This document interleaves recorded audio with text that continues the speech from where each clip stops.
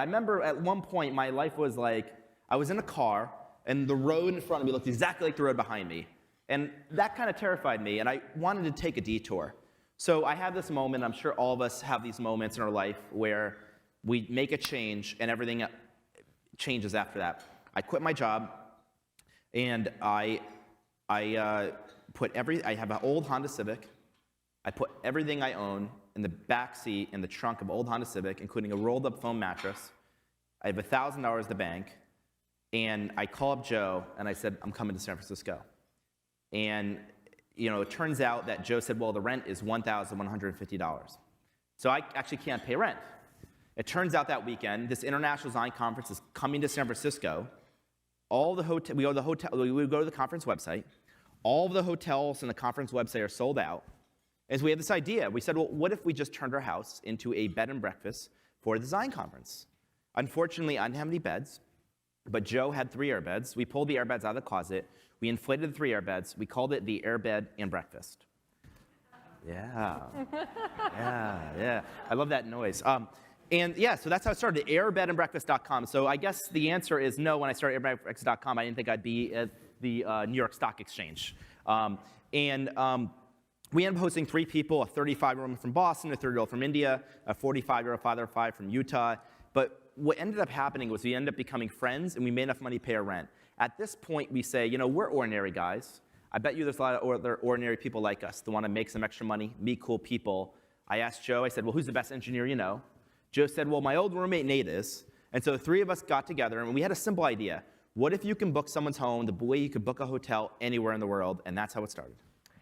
And cut to today, where you have, as Terry said, I think it's more than 160 million guest arrivals, as you call it. 2 million people stayed in Airbnb on New Year's Eve alone that night. And you're worth $30 billion, or maybe it's 31 as of last week, I read. So I should have done this before, but does everyone know what Airbnb is? Please raise your hand if you know what Airbnb is, because you still sometimes have to ask. Okay. Anyone ever stayed in Airbnb? Used it. Anyone's kids stay in Airbnb? I usually get more hands. Before we get on to other stuff, just one thing that really surprised me about this whole story that you don't often hear about is how hard it was for you guys once you decided this was going to be your idea, to get it off the ground. Right. People fled and ran away from this idea. People thought this was crazy. We were trying to, in summer of 2008, I meet a guy named Michael Seibel. And Michael Seibel says there are these people called angels, and they'll give you money. And the first thing I thought is, I can't believe this guy believes in angels. So that's how naive I was. And he introduced us to about 20 angel investors and a couple venture capitalists. At that point, we were trying to raise $150,000 at a $1.5 million valuation. So we would have tried to million with an M. Yeah, so 10% of the company. And 20 probably got 20 introductions. About 10 to 12 or 13 probably didn't meet us. We probably met a half dozen people. People mostly ran away from everyone ran away from the idea. No one funded us. I guess three reasons, or 2 reasons. The first reason was Joe and I were designers, and as far as they were concerned, designers didn't start companies. Like, we didn't look like a tech founder, which I think is ridiculous, because I don't think you should ever hire someone because they look like something else. Like, you want a new thing, well, maybe they'll look different. But everyone was looking for either the Zuckerberg model, a Harvard coder. If you didn't drop out of Harvard or you didn't drop out of a PhD program at Stanford, well, you weren't going to be the next Google or Facebook. And the point was, well, like, the previous tech company founders didn't drop out of Stanford. So it was a little absurd. But the bigger issue was people asked, well, first of all, how many airbeds are there in the world? In fact, when we were trying to do our first investor deck, we had to create a total addressable market. And so the first thing we thought is, well, how many airbed sales are there? And this was before we actually realized, because one day somebody said, I want to rent my bedroom. And I said, well, all you have to do is get a mattress, inflate it, and put it on your mattress. And I thought at some point we should open the model up. Very narrow. But the bigger problem was a simple idea. People did not think strangers would stay with other strangers. They thought it was crazy. In fact, I remember, if you think you've written about this, but one person told me, he said, Brian, I said, yes. He said, I hope that's not the only idea you're working on. And at some point in late 2008, one of the investors told us, because the financial crisis hits, and he goes, listen, the financial crisis is hit, the stock market's cratering. I can't even invest in good companies. you're going to invest in airbeds? And so that kind of hit home. So we ended up not raising money, and we ended up providing how, like, we say we did the Visa round. This is a joke Joe says, which is basically we got, those binders to put baseball cards in, we just put credit cards in them. So we probably, each of us racked, like, I think I racked up like $25,000 of credit card debt. So we just, until they stopped giving us credit cards.